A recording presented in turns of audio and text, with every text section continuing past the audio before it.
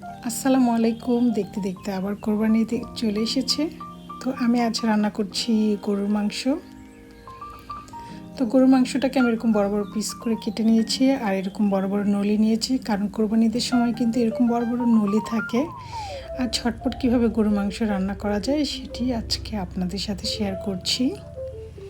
তো গরুর মাংসটাকে খুব ভালো করে ধুয়ে আমি এখানে দিচ্ছি লবণ, হলুদ মরিচের গুঁড়ো, আদা রসুনের পেস্ট, দিয়ে দিচ্ছি 3 কাপ পেঁয়াজ কুচি,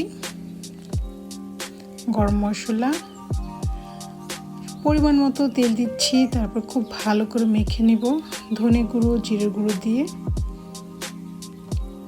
মাখানো হলে 5 মিনিট আমি রেস্টে রেখে বসিয়ে দিচ্ছি চুলায়। এখন আমি মাংসটাকে খুব ভালো করে কষিয়ে নেব।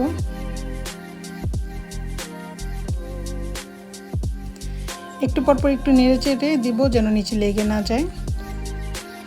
তো কষানো হয়ে গেলে আমি একটু সামান্য পানি দিয়েছি।